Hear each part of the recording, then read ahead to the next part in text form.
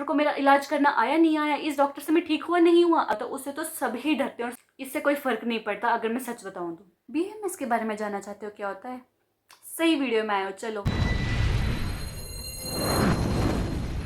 Hi guys, my name is Priyanka and मैं एक BMS student हूँ।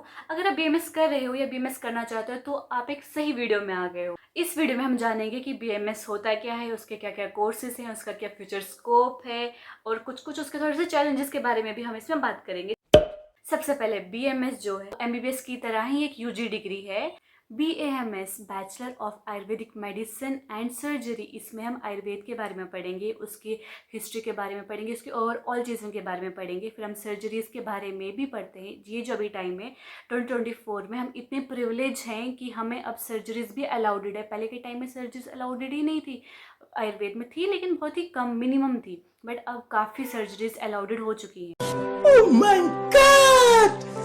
Wow! Ayurveda one of the oldest healing traditional science है, जिसकी importance सिर्फ ये नहीं है कि वो बॉडी को ठीक करेगी, बल्कि वो फिजिकली, मेंटली और स्पिरिचुअली हमारी पूरी ओवरऑल बॉडी को ठीक भी करेगी और कभी बीमार होने भी नहीं देगी। हम बीएमएस कैसे कर सकते हैं? अब हम सोच रहे हैं कि ठीक है हमें बीएमएस करना है, लेकिन हम कैसे करें? सबसे पहले हमारा जो 12th है वो पीसीबी से क्वालिफाई होना चाहिए। उसके बाद नीट एग्जाम हमें देना होता है, जो कि अब कंपलसरी हो चुका है। पहले के टाइम में ये नहीं था, पहले के टाइम पे हम बिना नीट के भी कर सकते थे कोई भी कॉलेज ज्वाइन, बट अब नहीं है, अब कंपलसरी है। इसमें हमें नीट को क्वालिफाई करना रहता है और हमें दोनों गवर्नमेंट कॉलेजेस भी मिलते हैं और प्राइवेट कॉलेजेस भी मिलते हैं। अगर आपके अच्छे मार्क्स हैं तो आपको अच्छा खासा कोई गवर्नमेंट कॉलेज मिल जाएगा। उसका तो ये प्रॉफिट है कि हमें थोड़े कम फीस में हमें अच्छे से हो जाएगी हमारी बीएमएस। लेकिन अगर थोड़े से कम मार्क्स रह गए तो कोई बात नहीं, प्राइवेट कॉलेज है तो हमें प्राइवेट कॉलेज मिल जाएगा, थोड़ी सी ज़्यादा फीस लगेगी उसमें। अगर हम कुछ गवर्नमेंट कॉलेजेस की बात करें तो बीएचयू हो गया, जामनगर हो गया, वैसे ही बहुत सारे अच्छे अच्छे प्राइवेट कॉलेजेस भी हैं। ओवरऑल आप ये मत सोचना कि अगर यार हमें गवर्नमेंट मिला या हमें ओहो प्राइवेट मिला, इससे कोई फ़र्क नहीं पड़ता। अगर मैं सच बताऊं तो ओवरऑल हमने कल को डॉक्टर बनना है और कल को जो पेशेंट हमारे पास आएगा वो ये नहीं पूछेगा कि डॉक्टर साहब आपने गवर्नमेंट से पढ़ा है या प्राइवेट से पढ़ा है, आप पास हुए हो, किस में सप्लाई आई है किस में नहीं आई है। तो सीधा देखेगा कि इस डॉक्टर को मेरा इलाज करना आया नहीं आया, इस डॉक्टर से मैं ठीक हुआ नहीं हुआ। अगर ठीक नहीं कर पाए, अगर आपकी स्किल अच्छी नहीं है तो वो आपके पास मुड़ के आएगा ही नहीं। तो ये मत सोचना कि ओहो मेरा गवर्नमेंट कॉलेज है, ओहो मेरा प्राइवेट कॉलेज है, ये मत सोचना। आप अपनी स्किल पे फोकस करना, क्योंकि प्रोफेसर्स हर एक कॉलेज में अच्छे होते हैं। तो अपनी स्किल पे फोकस करो, अपनी बेसिक पे स्टिक रहना। पहले के टाइम पे क्या होता था, लोग एमबीबीएस को ज़्यादा प्रेफर करते थे, बीएमएस में नहीं आते थे या तो मजबूरी से ही आते थे। लेकिन अब के टाइम पे क्या हो गया है, जो हमारी जनरेशन है वो ज़्यादा मुड़ चुकी है बीएमएस के लिए। क्यों? क्योंकि अब की जनरेशन से ज़्यादा स्मार्ट हो गई है। अरे नहीं नहीं, क्योंकि जैसे कि हमने पेंडेमिक में देखा कि सारे डॉक्टर्स एडवाइस कर रहे थे कि घर का खाओ, बाहर का मत खाओ, योगा करो, प्राणायाम करो, तो ये सारी चीज़ें जो है आयुर्वेद के अंडर आती हैं। कहते हैं ना हर सिचुएशन में कुछ अच्छा भी होता है और कुछ बुरा भी होता है, तो ये अच्छाई हमारे लिए हो गई। अब बीएमएस कोर्स के बारे में हम जानते हैं। बीएमएस कोर्स जो है 5.5 ईयर्स का होता है, जिसमें कि 4.5 ईयर्स की जो हमारी एकेडमिक स्टडीज़ होती है और 1 ईयर की इंटर्नशिप होती है। जो 1 ईयर की इंटर्नशिप होती है उसमें 6 मंथ्स में हमें एलोपैथी में पोस्टिंग लगती है और जो हमारे 6 मंथ है वो आयुर्वेद में पोस्टिंग लगती है।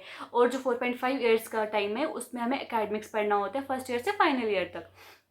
और इस टाइम पे हमको दोनों आयुर्वेद पार्ट भी पढ़ना है और मॉडर्न पार्ट भी पढ़ना है। जैसे हम कुछ सब्जेक्ट्स ले लें, पदार्थ विज्ञान, संस्कृतम, रचना शारीर, क्रिया शारीर, और भी बहुत सारे सब्जेक्ट्स हैं। ये सारे कुछ सब्जेक्ट्स जो है फर्स्ट ईयर के हैं। अगर हम इनमें मॉडर्न एस्पेक्ट बताती हूँ मैं, जैसे कि रचना शरीर हो गया, उसका जो मॉडर्न एस्पेक्ट है वो एनाटॉमी है। वैसे ही क्रिया शारीर है, उसका मॉडर्न एस्पेक्ट जो है फिजियोलॉजी है। इन सब में थ्योरीज भी होती हैं, प्रैक्टिकल्स भी होती है और किसी किसी में क्लिनिकल पोस्टिंग्स भी रहती है। अब हमने जान लिया बीएमएस होता है क्या है, उसका क्राइटेरिया क्या है। अब हम सबसे इंपॉर्टेंट पार्ट जानेंगे कि इसका आगे स्कोप क्या है। बहुत सारे बच्चों को तो स्कोप ही नहीं पता होता, लोगों को लगता है कि बीएमएस का कोई स्कोप ही नहीं है इसलिए वो इस चीज़ में आते ही नहीं है, लेकिन ये बहुत गलत बात है। बीएमएस में बहुत अच्छे अच्छे स्कोप है और बहुत वाइड स्कोप है।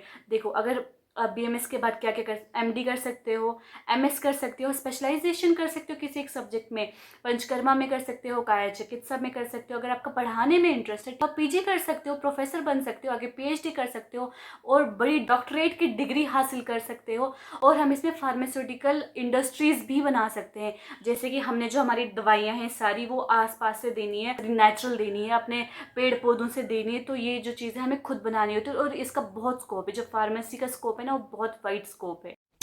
कुछ चैलेंजेस के बारे में भी मैं आपको बताना चाहती हूँ। जैसे कि हम नए नए होते हैं, हमें बहुत डर रहता है कि ये चलो हमने BMS तो करना है, हम आगे BMS में। लेकिन इसमें आता है एक संस्कृत सब्जेक्ट जो कि फर्स्ट ईयर में होता है, उससे तो सभी डरते हैं और सब भागते हैं।